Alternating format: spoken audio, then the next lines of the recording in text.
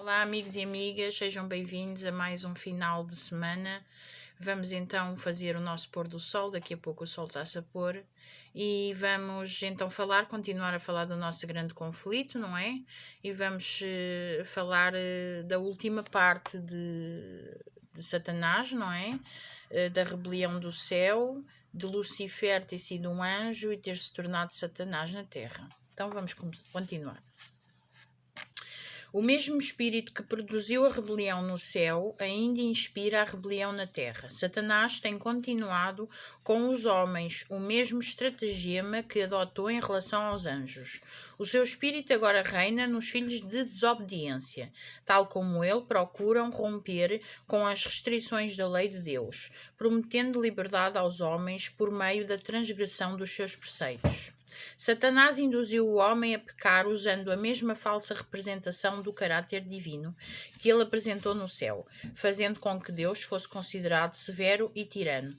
E como conseguiu ser bem-sucedido nisto, declarou que as injustas restrições de Deus tinham motivado a queda do homem, assim como determinaram a sua própria rebelião. Expulsando Satanás do céu, Deus declarou a sua justiça e manteve a honra do seu trono. Quando, porém, o homem pecou, cedendo aos enganos desse espírito apostata, Deus ofereceu uma prova de amor, entregando o seu Filho unigênito para morrer pela raça caída. Na expiação revela-se o caráter de Deus. O poderoso argumento da cruz demonstra a todo o universo que o caminho do pecado, escolhido por Lucifer, de maneira alguma era atribuível ao governo de Deus. Na luta entre Cristo e Satanás durante o ministério terrestre do Salvador, o caráter do grande enganador foi desmascarado. Nada poderia ter arrancado de Satanás tão eficazmente o afeto dos anjos celestiais e de todo o universo fiel, como a sua guerra cruel contra o Redentor do mundo.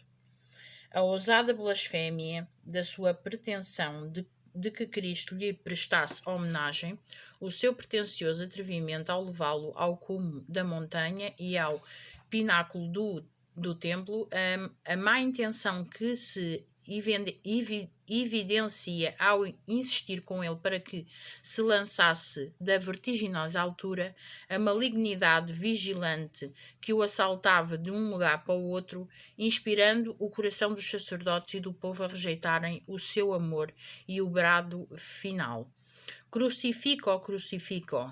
Tudo isto despertou o assombro e a indignação do universo. Foi Satanás que promoveu a rejeição de Cristo por parte do mundo. O príncipe do mal exerceu todo o seu poder e engano para destruir Jesus, pois viu que a misericórdia e o amor do Salvador, a sua compaixão e a eterna brandura estavam a apresentar ao mundo o caráter de Deus. Satanás contestava tudo o que o Filho do Homem visava, empregando os homens como seus agentes a fim de encher de sofrimento e tristeza a vida do Salvador. O sofisma e falsidade pelos quais procurara perturbar a obra de Jesus, o ódio manifestado por meio dos filhos da desobediência, as suas cruéis acusações contra aquele cuja vida era de uma bondade sem precedentes, tudo proveito de um sentimento de vingança profundamente arraigado. Os fogos da inveja e da maldade, do ódio e da vingança que estavam contidos irrompiam no Calvário contra o Filho de Deus, ao mesmo tempo que todo o céu contemplava a cena num silencioso horror. Quando o grande sacrifício foi consumado, Cristo ascendeu aos céus, recusando a adoração dos anjos antes de ter apresentado o pedido: aqueles que me deste, quero que onde eu estiver, também eles estejam. João, capítulo 17, versículo 24. Então, com amor e poder inexprimíveis, veio a resposta do trono do Pai. Todos os anjos de Deus o devem adorar. Hebreus, capítulo 1, versículo 6. Sobre Jesus não repousava nenhuma mancha. Tinha terminado a sua humilhação, o seu sacrifício estava completo. Fora-lhe dado um nome que estava acima de todo o nome. A culpa de Satanás apresentava-se agora sem justificação. Ele tinha revelado o seu verdadeiro caráter como mentiroso e assassino. Viu-se que ele teria manifestado o mesmíssimo espírito com que tinha governado os filhos dos homens, que esperavam sob o seu poder se lhe tivesse sido permitido dominar os habitantes do céu. Ele tinha asseverado que a transgressão da lei de Deus traria liberdade e exaltação. Viu-se, porém, que o resultado era degradação e prisão. As mentirosas acusações de Satanás contra o caráter e o governo divinos apareceram sobre a sua verdadeira luz. Acusou Deus de procurar simplesmente a exaltação de si mesmo, exigindo submissão e obediência das suas criaturas. E declarou que, enquanto o Criador reclamava a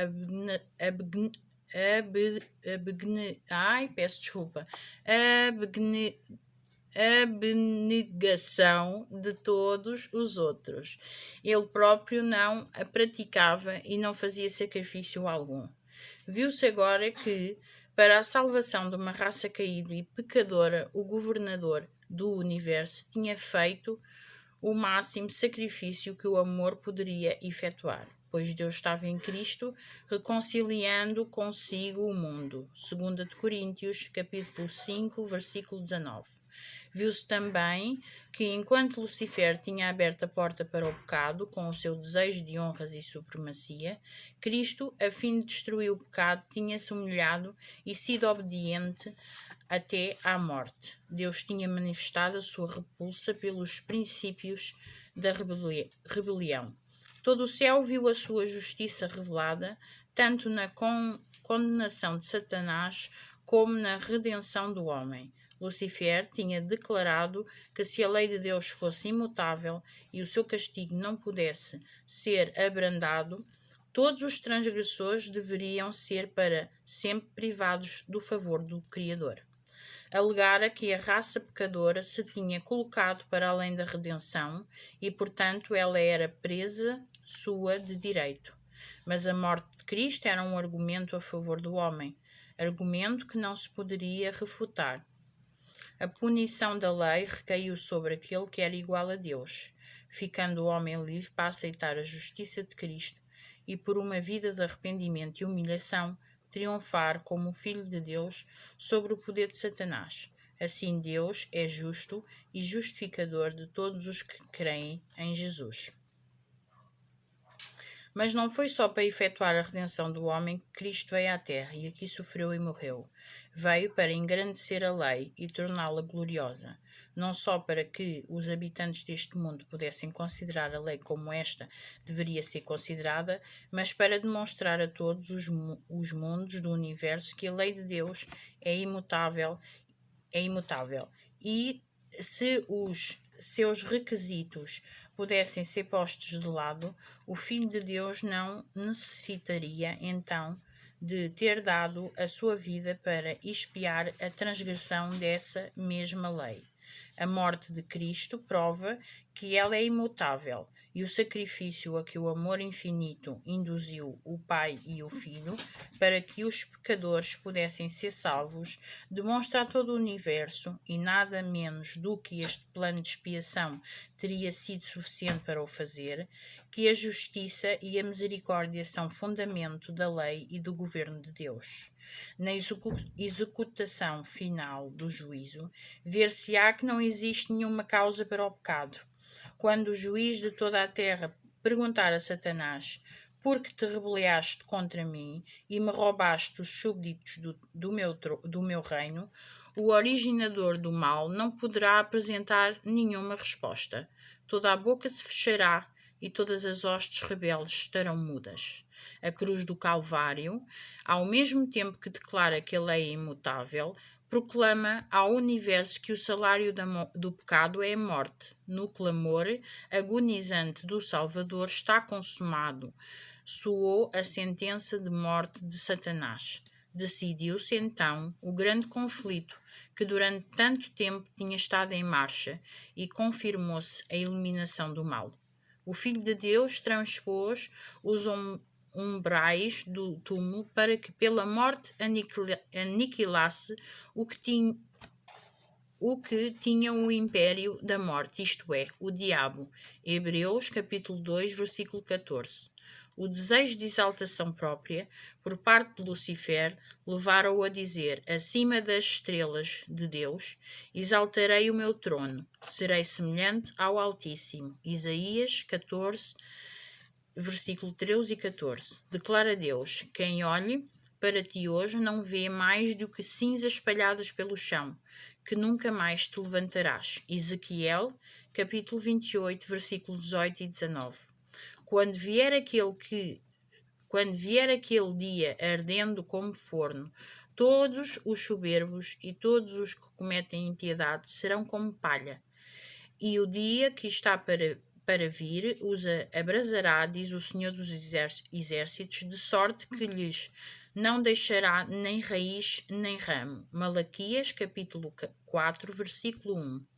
Todo o universo terá sido testemunha da natureza e dos resultados do pecado, e o seu completo extermínio, que no princípio teria arrecadado o temor dos anjos, desonrando Deus, reivindicará agora o seu amor e estabelecerá a sua honra perante todos os seres que se deleitam em fazer a sua vontade, e em cujo coração está a lei divina.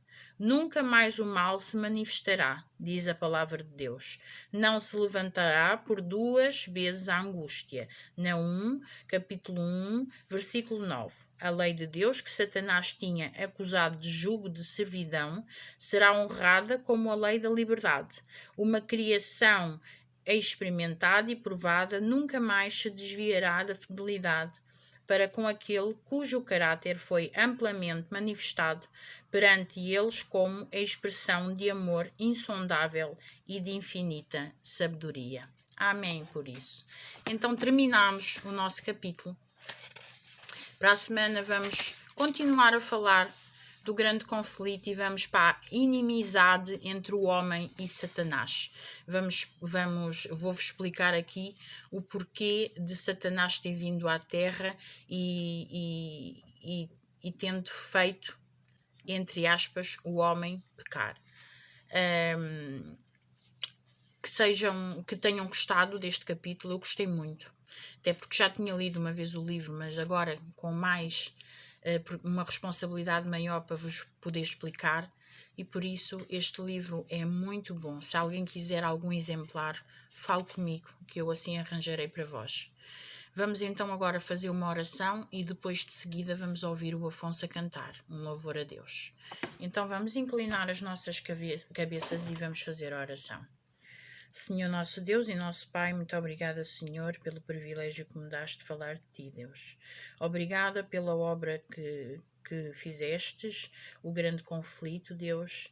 Obrigada pela Ellen White ter deixado estes livros para nós compreendermos o porquê da existência, o porquê da criação e porquê Satanás ter vindo para a Terra, Deus. Te peço, Deus, por cada família que está aqui a ver isto, por cada pessoa, Deus. Abençoa-as, Deus, e protege-as. Que mais pessoas possam vir a Ti através deste canal, Deus. Que as pessoas possam querer Te conhecer muito melhor. Te pedimos um sábado abençoado na Tua companhia e que seja tudo feito para a honra e glória do Teu santo nome. Tudo isto eu Te peço, não porque mereça, mas em nome de Jesus. Amém.